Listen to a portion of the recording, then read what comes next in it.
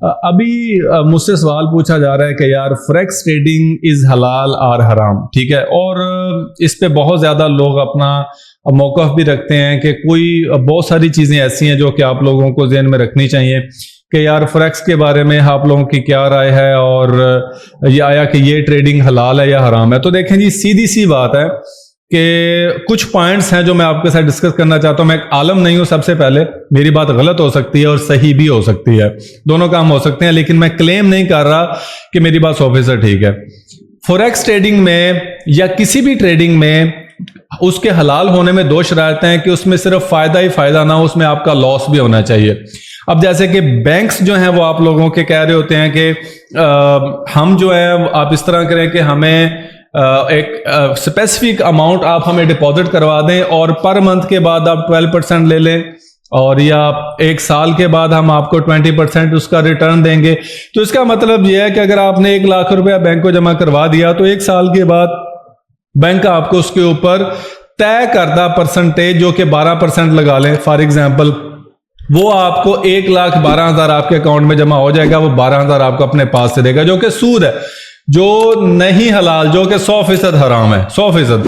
यानी आपका सरमाया किसी के पास पड़ा हुआ है और उस सरमाए से ना कोई ट्रेड हो रही है, ना आपके नॉलेज में यह है कि आपका पैसा कहां पे काम आ रहा है, कहां पे नहीं काम आ रहा। तो आप इस सिचुएशन में जब कुछ भी करते हैं दैट इज हराम, वो टोटल हराम है, ठीक है। यानी किसी को पैसे दे देना और पैसे ऐसे देना कि उस ये शर्त हो कि मेरे असल रकम मुझे वापस मिलनी चाहिए और उसके ऊपर आपने मुझे इतने पैसे देने हैं, आपका प्रॉफिट हो लॉस हो मुझे उससे कोई गर्ज नहीं, दिस इज टोटली हराम, दिस इज प्योर रबा, ये तो टोटल सूद है ना। अब आते हैं फॉरेक्स की तरफ। फॉरेक्स के क्या मामले हैं?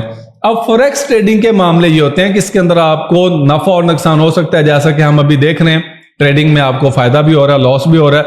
लोग ज्यादा लॉस करते हैं, इसीलिए मैं आपके साथ बैठा हूं, आपको ट्रेड करवा रहा हूं, ठीक है, और आपसे ट्रेड कर भी रहा हूं, सिग्नल भी ले रहा हूं, आपसे भी ले रहा हूं, आप मुझसे ले रहे हैं, मिलजुल के प्रॉफिट ले रहे हैं। अब यहां पे प्रॉफिट और लॉस वाली स्टोरी हल हो गई। दूसरी ये है कि मिसाल के तौर पर अब आपके पास एक हार्ड कैश है, हार्ड कैश हो गया। अब हार्ड कैश आप किसी बैंक में ले गए और बैंक में जाने के बाद आपने बैंक में कैश जमा करवा दिया। आपके पास एक मोबाइल की एप्लीकेशन आ गई, मिसाल देता हूं, मेरे मोबाइल में है, हर बैंक की है। अब यहां पर मैं जब भी अपने मोबाइल से कुछ ऑन करता हूं तो मेरा मोबाइल मुझे मेरे बैंक में पड़े हुए पैसे बता रहा होता है कि आपके मोबाइल में इतने पैसे पड़े हुए हैं, ठीक है। अब है क्या ये वाली बात, अब वो जो पैसे मेरे बैंक के अंदर पड़े हैं, मेरे पास एक्चुअल उसका पोजीशन नहीं है। मैंने एक अकाउंट खुलवाया अपने नाम से, एक अकाउंट खुलवा के उसके अंदर मैंने हार्ड कैश करवा दिया, खुद जाके पैसे जमा करवा दिए, या मैंने आप में से किसी ने कहा जी सर मैंने आपका लाइफ टाइम प्रीमियम ज्वाइन करना है, मैंने उससे बोला जी आप $150 पे कर दो, तो वो तकरीबन 40-50 हजार रुपया आपने मुझे ऑनलाइन ट्रांसफर कर दिया। समझ आ रही है बात मैं जो कहना चाह रहा हूं कि ऑनलाइन ट्रांसफर कर दिया। एक तो ये है कि मैंने हार्ड कैश जमा करवाया, जाके बैंक जमा कर लो, दूसरी सूरत में मैंने ऑनलाइन करवा लिया। अब ये जो पैसा क्या मेरे बैंक में आया, ये हराम है? नहीं हराम, ये हलाल पैसा है। दूसरी बात यह है कि अगर मैं यहां पे बिजनेस करना चाहूं तो मुझे कौन रोक सकता है? जैसा कि मैं ऑनलाइन कोई खरीदारी कर लेता हूं, मैं ऑनलाइन शॉपिंग कर लेता हूं, अपने डेबिट कार्ड से क्रेडिट कार्ड से जो है पेमेंट करते हैं, चाहे वो नेशनल हो या इंटरनेशनल मार्केट हो, तो वहां पे पेमेंट तो हो गई, तो वो पोजेशन तो नहीं है, हम जस्ट कंप्यूटर पे बैठ के मोबाइल पे बैठ के अपनी पेमेंट्स जो है वो रिलीज कर रहे हैं, ठीक है। अब फिर उसके बाद यहां पर हम बिजनेस कर सकते हैं। मैं किसी को बोलूं यार कि मैं आपको ऑनलाइन पैसे भेजता हूं, आप मुझे जो है 40 गंदम की बोरियां मुझे सेंड कर दें, मैं उसके पैसे सेंड कर दूं। अब बात यह है कि बैंक पहले वेरीफाई करता है कि जो पैसे की ट्रांजैक्शन है वो आप ही कर रहे हैं, यानी जो चीज आप खरीद रहे हैं वो आप ही कर रहे हैं, ठीक है। तो ये सारी स्टोरी चल रही है। वो आपको पिन कोड भेजेगा, आपके ईमेल पे मैसेजेस आएंगे, वेरिफिकेशन कोड आएंगे, आप जब वो फिलअप कर लेंगे ना, फिर उसके बाद वो चीजें आपकी बड़ी क्लियर होती चली जाएंगी। वो आपसे पूछे बगैर आपका पैसा बैंक नहीं हिलाएगा, ठीक है। अब ये सेम स्टोरी आप अप्लाई कर दें ब्रोकर पे। अब ब्रोकर के अंदर जाते हैं, आप लोग अकाउंट बनाते हैं, फॉरेक्स ब्रोकर की बात कर रहा हूं, ठीक है। फॉरेक्स ब्रोकर पे जाते हैं, आप लोग अपना अकाउंट बनाते हैं, और अकाउंट बनाने के साथ साथ भैया जी आप जरा मार्केट वन मोर सेल अस्तगफिरुल्लाह।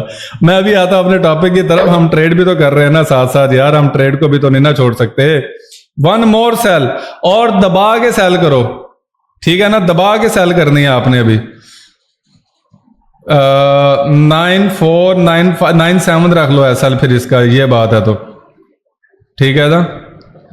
97 इसका एसएल रख लो और इसका टीपी रख लो 75। 1:1 के साथ हम चलेंगे इंशाल्लाह, ठीक है।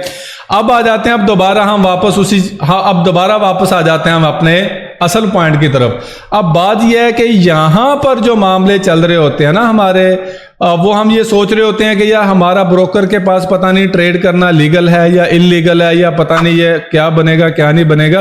तो ऐसी कोई सूरत हाल किसी भी तरफ जो है ना वो नहीं होती। अल्लाह के बंदो, आप ये सोचें कि ब्रोकर के पास जब हम पैसा रखवाते हैं तो क्या ब्रोकर हमसे ये पूछता है कि ये चीजें जो है ना वो होने वाली हैं? मिसाल के तौर पर हमसे पूछे बगैर ब्रोकर किसी भी किस्म की ट्रांजैक्शन जो है वो नहीं करता।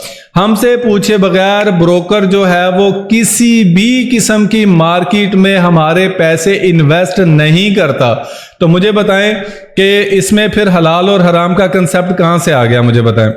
अब सेम स्टोरी है, जैसे हम बैंक से लेकर पैसे जो है वो देते हैं दूसरा किसी भी खरीदारी के सिलसिले में, इस तरह ब्रोकर हमें सर्विस प्रोवाइड कर रहा है ना कि हम आपका पैसा लेके इंटरनेशनल मार्केट के अंदर लगा रहे हैं और हमसे पूछे बगैर वो किसी किस्म का कोई भी पैसा नहीं लगाता। आप लॉट साइज चूज करें 0.01 की, 0.02 की, 0.03 की, वो आपकी तय करदा लॉट साइज के मुताबिक ट्रेड जो है ना वो उसको करवा रहा होता है। अब देखें, पोजीशन तो हमारा फिजिकली नहीं है। अब चूंकि मार्केट थोड़ी सी हो चुकी है जदीद, मार्केट थोड़ी सी हो चुकी है एडवांस, तो हमें इन एडवांस लेवल की चीजों के साथ हमें खुद को एडजस्ट करना पड़ेगा। एडवांस लेवल की चीजों के साथ हमें खुद पे वो सारी चीजें जितनी भी हैं उसको एक्सेप्ट करना पड़ेगा।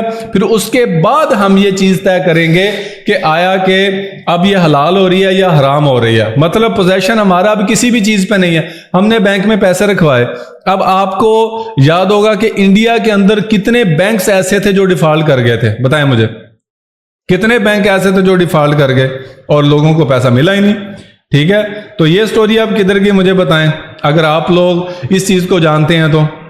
अब सवाल है ना, तो भागने को तो कोई भी भाग सकता है, ब्रोकर भी फ्रॉड कर सकते हैं, बैंक्स भी फ्रॉड कर सकते हैं। तो लेकिन मेरे भाई मुझे जो समझ आती है ना वो जदीद दौर के तकाजों के मुताबिक, जैसे कि एग्जांपल पहले इसके अंदर स्वैप था। स्वैप का मतलब सूद होता है। अगर आप एक खास अमाउंट किसी खास लेवल तक होल्ड करते हैं, प्रॉफिट में करते हैं तो आपको पैसा मिलेगा, लॉस में होल्ड करते हैं तो पैसा आपसे लेगा ब्रोकर। तो ये सूद की एक किस्म थी। तो जाहिर बात है मुस्लिम कंट्रीज खासकर जो है ये यूएई, ठीक है ना, या जितने भी गुल्फ कंट्रीज हैं इंक्लूडिंग सऊदीया, तो यहां पर इन्होंने एक मीटिंग की थी। वो फिर मीटिंग जो है उसके अंदर ये तय किया था कि फ्रेक्स इज हलाल, लेकिन बात यह है कि यहां पर अगर इसके अंदर स्वैप निकाल दिया जाए तो एवरीथिंग इज ओके। उन्होंने कहा जी चलो ठीक है। अब आप किसी ब्रोकर के पास जाएंगे ना तो आपको ऑप्शन देता है मुस्लिम अकाउंट से मुराद स्वैप फ्री अकाउंट या विद स्वैप, ठीक है। तो आपकी मर्जी होती है। तो हम तो चूंकि बीइंग अ मुस्लिम हम स्वैप फ्री अकाउंट ही चूज करते हैं, ठीक है। तो ये चीजें जो है ना बड़ी मैटर करती हैं। तो आप इस चीज को अपने तौर पे भी वेरीफाई करें, आप इस चीज को अपने तौर पर भी देखें। मैं आलम नहीं हूं, मेरी बात गलत हो सकती है, लेकिन मेरा मानना यह है जो मैंने लॉजिक अभी आपको दी कि उसके मुताबिक ये चीजें ऐसी काम करती हैं। होप सो कि आपका ये जो कंफ्यूजन है ये क्लियर होगी। बाकी मुझे पता नहीं है कि क्या है क्या नहीं। आप फर्दर किसी ऐसे आलम से मशवरा करें जो कि जदीद दौर के तकाजों को समझता हो, फिर आपको और ज्यादा मामला क्लियर हो जाएगा।